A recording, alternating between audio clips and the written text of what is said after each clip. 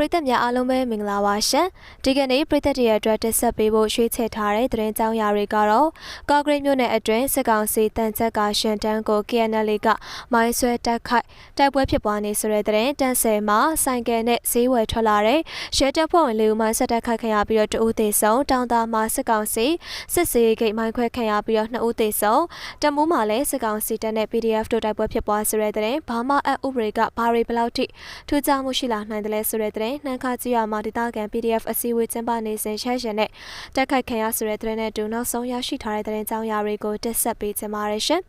်ပရိသတ်တွေကကျမတို့ရဲ့ channel လေးကို subscribe လုပ်ရသေးဘူးဆိုရင်တော့ subscribe ပြုလုပ်ပြီးတော့ video တစ်တင်တိုင်းသိရှိစနိုင်ဖို့ဘေးနားက notification လေးကိုလည်းနှိပ်ပေးခဲ့ပါအောင်ရှင်ဒါဆိုရင်တော့ဒီနေ့တက်ဆက်ပေးမယ့်သတင်းကြောင်းရာလေးကိုစတင်လိုက်ရအောင်ကရင်ပြည်နယ်ကော့ဂရိတ်မြို့နယ်အတွင်းမှာတန်ချက်ကအမြောက်က2စီးပါကျန်းဖက်စစ်ကောင်စီရှင်တန်းကိုယနေ့ညနေ9:15မိနစ်မှာ KN မျိုးသားလူမျိုးရှေ့တမတော် KNL ကမိုင်းဆက်တိုက်ခိုက်ခဲ့ပြီးတော့ထိတွေ့ပစ်ခတ်မှုတွေဖြစ်ပွားကြောင်းသိရရှိပါရယ်ကော့ဂရိတ်မြို့နယ်ကိုယ်တိုင်နဲ့တရားကြိုးကြားမှာဖြစ်တာပါရှေ့ထွက်မိုင်းလေးလုံးအောင်နဲ့ပျက်စီးမှုတော့မပြောနိုင်သေးပါဘူးပြစ်ခတ်မှုတွေဖြစ်နေပါတယ်စစ်ကောင်စီကလက်နက်ကြီးတွေနဲ့ရှမ်းပြင်းနေရလို့လဲကော့ဂရိတ်သတင်းဌာနကနေပြီးတော့ပြောကြားခဲ့တာဖြစ်ပါတယ် KNL ကစောင့်ကြိုတက်ခိုင်မာကိုတည်တဲ့စစ်ကောင်စီတပ်ကရှင်နန်းတွေကိုအုပ်စုများခွဲကတတုတ်ချင်းစီကိုစစ်လွတ်နေခြင်းဖြစ်ပြီးတော့နောက်ဆုံးရှင်နန်းကို KNL မိုင်းဆွဲတက်ခိုက်ခဲ့ရလဲဖြစ်ပါတယ်အားလုံးပေါင်းရှင်နန်းကတော့14စီတန်ချက်က4စီပါပါတယ်အခုကတော့ကော့ဂရိတ်ဘက်ကိုသွားနေတဲ့ရှင်နန်းကတန်ချက်ကဘယ်နှစီပါလဲတော့မသိပါဘူးသူတို့3စီတတုတ်စီကိုခွဲပြီးတော့သွားနေရလို့ကော့ဂရိတ်သတင်းရှင်မြစ်ကဆက်ပြောပါတယ်အဆိုပါစစ်ကောင်စီရှင်နန်းကရှန်ကုန်ဘက်ကနေတဆင့်လက်ရှိမှာတိုက်ပွဲဖြစ်ပွားရာကရင်ပြည်နယ်မြဝတီမြို့ 4K ကော့ဘက်ကိုထွက်ခွာလာတဲ့ KNL ကစောင့်ကြိုတက်ခတ်ခြင်းကိုခံခဲ့ရလဲဖြစ်ပါတယ်ရှင်ပရိသတ်ရဲ့အတွက်နောက်ထပ်တင်ဆက်ပေးချင်တာကတော့တန်းဆယ်မှာဆိုင်ကယ်နဲ့ဈေးဝယ်ထွက်လာတဲ့ရဲတပ်ဖွဲ့ဝင်လေးဦးမိုင်းဆွဲတိုက်ခိုက်ခံရတဦးသေဆုံးပြီးတော့တောင်သာမှာလည်းစစ်ကောင်စီစစ်စေးရေးဂိတ်မိုင်းဆွဲခံရက2ဦးသေဆုံးတမူးမှာလည်းစစ်တပ်နဲ့ PDF တပ်ဖွဲ့တို့ပြစ်ခတ်မှုဖြစ်ပွားပြီးတော့စစ်သား2ဦးသေဆုံးဆွဲတဲ့တင်ကိုတင်ဆက်ပေးချင်ပါတယ်ရှင်။စကိုင်းတိုင်းတန်းဆယ်မြို့နယ်မှာဒီဇင်ဘာလ18ရက်နေ့မနက်9:35မိနစ်ခန့်ကအကြမ်းဖက်စစ်ကောင်စီတပ်ဖွဲ့ဝင်တွေဆိုင်ကယ်2စီးနဲ့ဈေးဝယ်ထွက်လာစဉ်မှာတန်းဆယ်ခမ်းမအနီးဝတ်တိုးဆိုင်ကွင်းအနောက်ဘက်စာကြည့်တိုင်းနာမှာ Phoenix Defense Force တန်းဆယ်အဖွဲ့ကမိုင်းဆွဲတိုက်ခိုက်ခဲ့ကြောင်းရဲတပ်ဖွဲ့ဝင်တအုပ်သေဆုံးတအုပ်ထိခိုက်တရားရှိကြောင်းသိရှိရပါတယ်။အလားတူမန်လေးတန်းတောင်တာမြို့မှာလည်းကျန်းဖက်စစ်ကောင်စီတပ်ဖွဲ့ဝင်စစ်ကြမ်းစစ်စေးဂိတ်စခန်းကို TTA ပြောက်ကြားတက်နဲ့မြေလက် PDF ပူးပေါင်းအဖွဲ့တွေကဒီဇင်ဘာ18ရက်နေ့မနက်9:30မှာအဝေးထိန်ပုံနဲ့တိုက်ခိုက်ခံရပြီးတော့စစ်ကောင်စီတပ်ဖွဲ့ဝင်2ဦးသေဆုံးတအုပ်ခြေထောက်ပြတ်သွားပြီးတအုပ်တရားရှိခဲ့ကြောင်းသိရပါတယ်။ထို့အပြင်စကိုင်းတိုင်းတမူးမြို့ရှောင်းလမ်းမှာတမူးပြည်သူ့ကာကွယ်ရေးတပ်ဖွဲ့တပ်ရှင်တစ်ကနေမြေရှင်းလင်းရေးတွေကိုဆောင်ရွက်နေစဉ်၎င်းမင်းသမီးရဲကင်းကအကြမ်းဖက်စစ်ကောင်စီတပ်ဖွဲ့တွေကပြစ်ခတ်မှုဖြစ်ပွားခဲ့ပြီးတော့စစ်ကောင်စီခလာရ266ကတက်ချက်တအုပ်နဲ့တပ်ဖွဲ့ဝင်တအုပ်သေဆုံးခဲ့ကြောင်းသိရပါတယ်။ရှင်းတို့ပြစ်ခတ်တိုက်ခိုက်မှုဖြစ်ပွားပြီးတဲ့နောက်အဆိုပ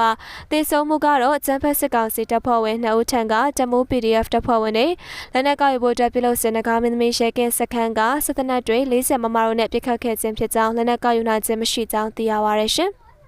ပရိသတ်ရဲ့အတွက်နောက်ထပ်တင်ဆက်ပေးချင်တာကတော့ဘာမှအဥပဒေဘာတွေဘလောက်ထူးခြားမှုရှိလာနိုင်တယ်လဲဆိုတဲ့သတင်းကိုတင်ဆက်ပေးချင်ပါတယ်။အမေရိကန်အထက်လွှတ်တော်စီနေမှာမြန်မာပြည်နယ်ဆိုင်တဲ့ဥပဒေတရက်ကိုတောက်ကြနေမှာပြင်ဆင်တည်ပြုလိုက်တာလည်းဖြစ်ပါတယ်။အမေရိကန်သမ္မတလက်မှတ်ထိုးလို့ဥပဒေတည်ဖြစ်လာရှင်။အမေရိကန်ပြည်ထောင်စုကမြန်မာဒီမိုကရေစီအရှိကိုပို့ပြီးတော့ထိထိရောက်ရောက်ကိုညင်နိုင်လိမ့်မယ်လို့မျှော်လင့်ပါတယ်။ဒီဥပဒေကဘာတွေကိုဘလောက်ထိထူးခြားမှုရှိနိုင်တယ်လဲ။အရှင်NCGU ပြည်ဝင်ကြီးဖြစ်လာခဲ့တဲ့လက်ရှိမှာအမေရိကန်ပြည်ထောင်စုမှာနေထိုင်ပြီးတော့မြန်မာအရေးလှသုံးသက်သူထောက်တာတက်ဆွေကပြောကြားခဲ့တာဖြစ်ပါတယ်ရှင်။ပရိသတ်ရဲ့အတွက်နောက်ထပ်တင်ဆက်ပေးချင်တာကတော့နန်းခါရွာမှာတာကန် PDF အစည်းအဝေးကျင်းပနေစဉ်ရဟရင်နဲ့တိုက်ခိုက်ခံရဆိုတဲ့သတင်းကိုတင်ဆက်ပေးချင်ပါတယ်ရှင်။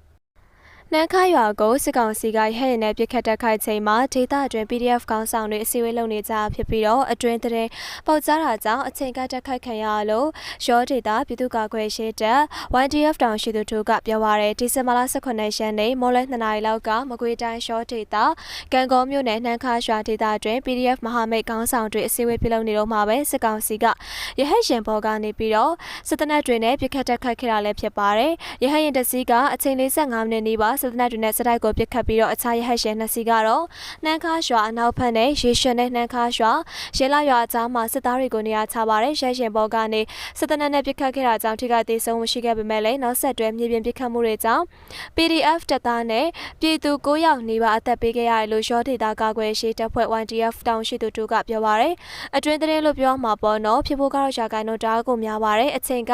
လာပြစ်တာပေါ့သူတို့လုံနိုင်တဲ့လှုပ်ဆောင်မှုတွေကချောင်းပရိုက်တဲ့ပုံစံမျိုးပဲပြစ်လာပြီးတော့လူလာချတယ်ပြေးပေါင်းမရအောင်လိုက်တာပါလွမြောက်ကြပါတယ်ခေါင်းဆောင်တွေအားလုံးလွမြောက်တယ်လို့ပြောရမှာပါကြားတော့လည်းမကြားပါဘူးပြည်သူနဲ့ PDF 9ယောက်တမမဟုတ်9ယောက်ကြားလို့ကြားပါတယ်ဒေတာကန် PDF တွေအခြေအနေသေးစိတ်ကိုစုံစမ်းတာတွေကိုပြုလုပ်နေပြီးတော့နှမ်းကားရွာထဲမှာစစ်သားတွေတက်ဆွဲထားတော့အသေးစိတ်အချက်လက်တွေကိုအတိမပြုနိုင်သေးဘူးလို့ပြောပါရယ်အစည်းအဝေးမှာချင်းပြနေတဲ့မဟာမိတ် CDF ကောင်းဆောင်တွေစကိုင်း PDF ကောင်းဆောင်တွေနဲ့ရှော့ဒေတာ PDF ကောင်းဆောင်ပါဝင်စည်းဝေးတယောက်တို့စုပေါင်း150ကျော်ရှိခဲ့ပါတယ်ဖြစ်စဉ်ကိုပြန်ပြီးတော့သုံးသပ်မယ်ဆိုရင်တော့ဒေသခံပြည်သူ့ကာကွယ်ရေးတပ်ခေါင်းဆောင်တွေအနေနဲ့အရှင်ကချက်ကိုလုံခြုံရေးကိုပို့သတိထားမယ်လို့စကိုင်းဒေသခံနိုင်ငံရေးသမားတယောက်ကနေသုံးသပ်ပါတယ်စစ်ကောင်စီနဲ့အရှော့ဝစ်နှမျိုးစုံသုံးပြီးတော့ထောက်လန်းနေတာဒေသအတွင်းဒလန်တွေကိုစောင့်ကြည့်နေရမှာပို့ပြီးတော့အားစိုက်ထုတ်ဖို့လဲဆိုပါတယ်ကိုမောင်မောင်ပီပလဲကနှမ်းခါနဲ့မွေးလေရွာနာကမြောက်ခရန်တောင်ခရန်ကျေးရွာဒေသတွေကမူလကဓမ္မဦးချတဲ့ရွာတွေမဟုတ်ဘူးစစ်တပ်ကစနစ်တကျပုံဖော်တဲ့ကလေးကန်ကောလမ်းမှာပြူဟာပုံဖော်တဲ့တာတစ်ခုရှိပါတယ်အထူးဆိုရင်နာကကန်ကောနဲ့ကလေးချာမှာတောင်ခရန်မြောက်ခရန်ဟန်တာရီတဝိုက်ကစစ်တပ်ကနေလျှို့ဝှက်ဖြန့်ချက်အားကောင်းတဲ့အတွက်အထူးသတိထားပြီးတော့ဆင်ဆင်ပြီးရှေ့ဆက်ရမယ့်နယ်မြေလို့ရှုဆမိပါတယ်။ကံကောမြို့နယ်နှမ်းခါရွာကိုစစ်ကောင်စီကစက်တင်ဘာလ10ရက်နေ့17ရက်နေ့မှာနှစ်ကြိမ်တိုင်ဝင်ရောက်မိရှုဖျက်ဆီးခဲ့တာကြောင့်အင်ကြီးအင်ကောင်များပြားမိတော့ပျက်စီးခဲ့ပါတယ်။နှမ်းခါရွာအနေမွေးလေရွာမှာစစ်ကောင်စီကဝင်ရောက်မိရှုပစ်ခတ်တာတွေကိုပြုလုပ်ခဲ့ပါတယ်။ရှော့ဒေတာစစ်ကောင်စီကအကြိမ်ကြိမ်ဝင်ရောက်ပြီးတော့နယ်မြေထင်းချုပ်ဖို့အတွက်စူးစမ်းခဲ့ပေမဲ့မအောင်မြင်တာကြောင့်နောက်ဆုံးအဆင့်အနေနဲ့လေကြောင်းပစ်ကူကိုပါအသုံးပြုလာတယ်လို့ YDF ကောင်းဆောင်တွေကသုံးသပ်ထားလဲဖြစ်ပါတယ်ရှင်ပရိသတ်ရဲ့အတွက်နောက်ထပ်တင်ဆက်ပေးချင်တာကတော့ကျုံပြော်မြို့နယ်မှာဆီအုပ်စုပိုင်းမိုင်းတဲတာဝါတိုင်းမိုင်းခွဲခံရဆိုတဲ့သတင်းကိုတင်ဆက်ပေးချင်ပါတယ်ရှင်။ AR တိုင်းကျုံပြော်မြို့နယ်မှာဒီဇင်ဘာ16ရက်နေ့မနက်စောပိုင်းကစစ်တပ်မိုင်းတဲတာဝါတိုင်းမိုင်းခွဲခံခဲ့ရပါတယ်။ချေးရကျေးရွာအုပ်စုကျုံကြကျေးရွာနီးမှာရှိတဲ့မိုင်းတဲတာဝါတိုင်းကိုမနက်3နာရီလောက်ကမိုင်းဖောက်ခွဲဖျက်ဆီးခဲ့ရလို့ပြောကြားတပ်ဖွဲ့ဝင်တို့ကပြောပါရယ်။တာဝါတိုင်းအောက်ခြေကဆက်တွေနဲ့ဝါယာလိုင်းတွေပျက်စီးသွားပါတယ်။လောက်တာကတော့အခြားမိဖက်အဖွဲ့တွေကပေါင်းလုပ်တာပါ။တာဝါတိုင်းမိုင်းခွဲခံရပြီးတော့မနက်ပိုင်းမှာစစ်ကောင်စီတပ်သားတွေရွာတွေကိုဝင်ရောက်ပြီးတော့စစ်ဆေးခဲ့တယ်လို့မျိုးဝင်ထွက်လန်းတွေကိုလည်းပိတ်ဆို့စစ်ဆေးတာတွေကိုပြုလုပ်ခဲ့ပါတယ်။ကျုံပြော်မြို့မှာစစ်တပ်အာဏာသိမ်းပြီးနောက်ပိုင်းမှာဆီအုပ်စုပိုင်းမိုင်းတဲတာဝါတိုင်းတွေကိုမိုင်းခွဲဖျက်ဆီးခံရတာ9ကြိမ်လောက်ရှိပြီလို့လည်းသိရပါရရှင်။ဟုတ်ကဲ့ပါရှင်ပရိသတ်တွေအတွက်ဒီကနေ့တင်ဆက်ပေးခဲ့ရတဲ့သတင်းကြောင်းရာတွေကတော့ဒီလောက်ပါပဲရှင်။နောက်ထပ်လည်းတင်ဆက်ပေးဖို့ရှိသေးတာကြောင့်မလို့ကျမတို့ရဲ့ channel လေးကို subscribe ပြုလုပ်ပြီးတော့စောင့်မျှော်ကြည့်ရှုအားပေးနားဆင်လို့ရပါပြီရှင်။နောက်ဆက်အားပေးကြတဲ့ပရိသတ်များအားလုံးကိုလည်းကျေးဇူးထူးပဲတင်ရှိပါရယ်ပရိသတ်များအားလုံးလည်းကိုယ်စိတ်နှပြရှင်းလန်းချမ်းမြေ့ကြပါစေရှင်။